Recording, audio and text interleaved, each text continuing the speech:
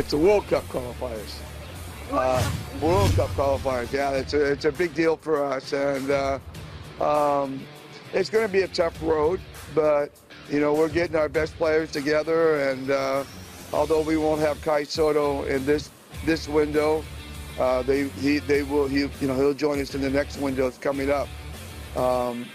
But we have to understand at this point that the most important games we have are the ones right in front of us, and that's Guam.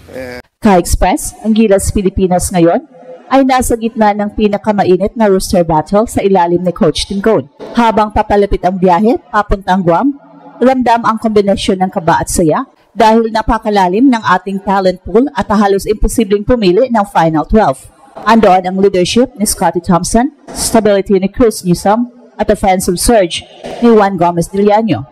May all-around threat din sa presence ni Dwight Ramos at explosiveness ni Jamie Malonzo, mga pangalan na kayang buhatin ang pace kapag naging physical ang laro ng Guam. Pero ang pinakamalaking sandigan ng sistema ay ang naturalized score na pinamumunuan ni Justin Brownlee, na kahit galing siya sa injury, ay malinaw na ready nang ibalik ang kanyang signature come under pressure scoring.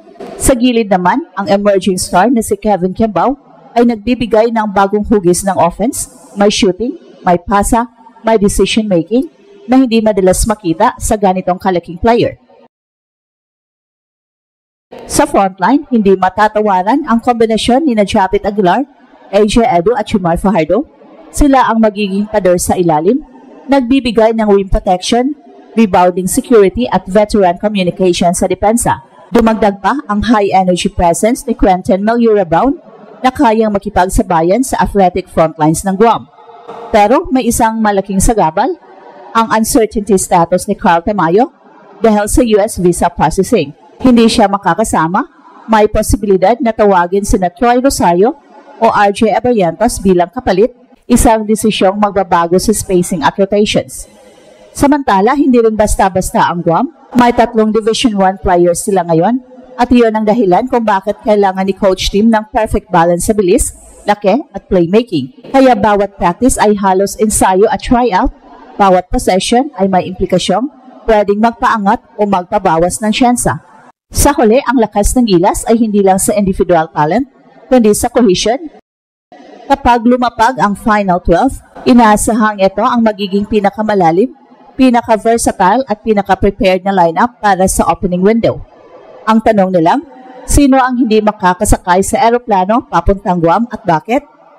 Ang pinaka-critical na punto, sa usapan tungkol sa inasahang Final 12 ng Gilas ay ang balance ng lineup na binubuo ni Coach Tim. Sa sobrang lalim ng pool, hindi na simpleng pagpili ng best players ang labanan kundi pagbuo ng pinaka-functional at pinaka-versatile na rotation na kayang tumugon sa bilis at physicality ng Guam. Lalo na't may 3 Division I standouts ng kalaban.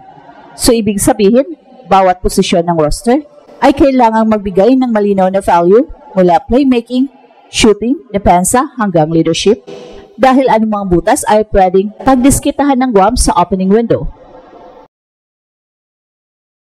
Sa backcourt, ang presensya ni Scottie Thompson, Chris Newsome at Juan Gomez Diliano ang bumubuo ng defensive first rotation.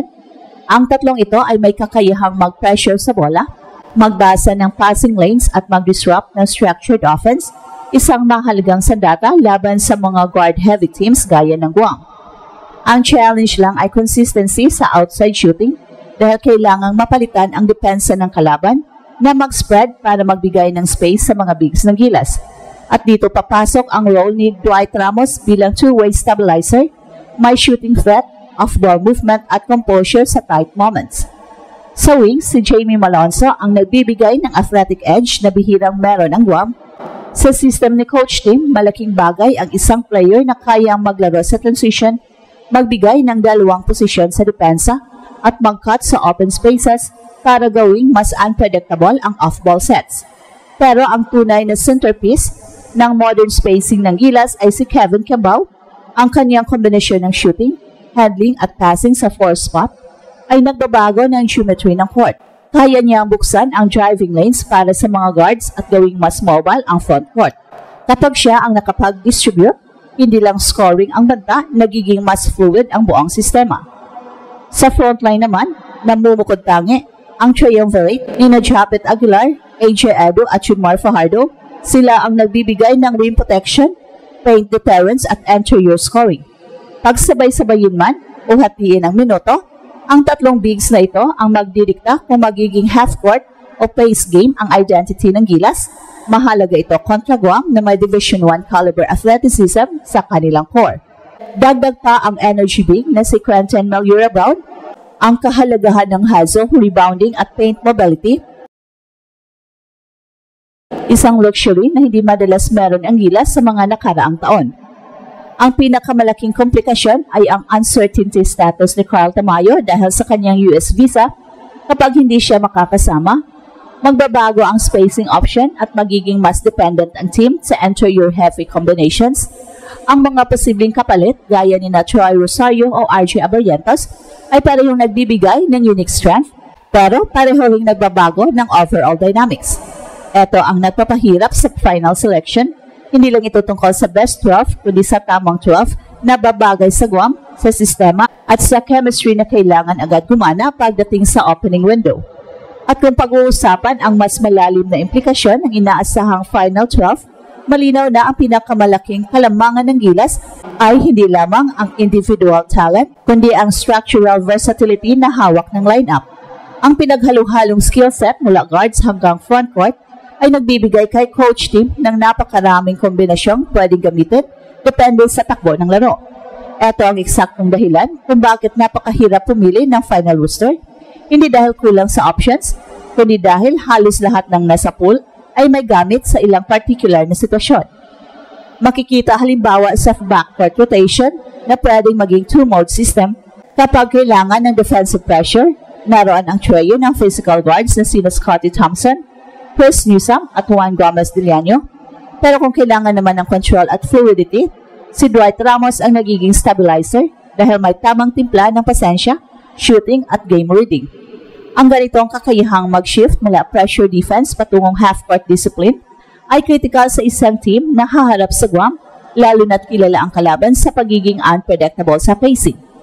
Pagdating sa wings at forwards, ang pinakamalaking pagbabago sa modern approach ng Gilas ay nakasentral sa skillset ni Kevin Kembao.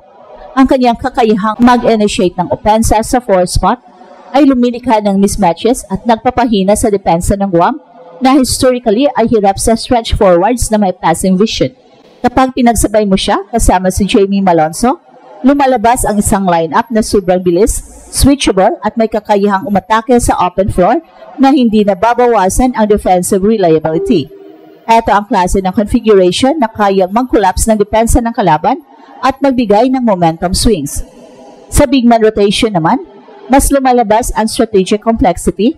Ang pagiging dominant sa paint ni Junmar Fajardo ay laging may epekto sa kalaban. Kailangan nilang mag-adjust, mag-collapse o mag-double at doon nagkakaroon ng open looks ang mga shooters at slashers ng Gilas. At ito ang Express Info kung saan bawat kwento, ginulat ang mundo. Don't forget to like and subscribe.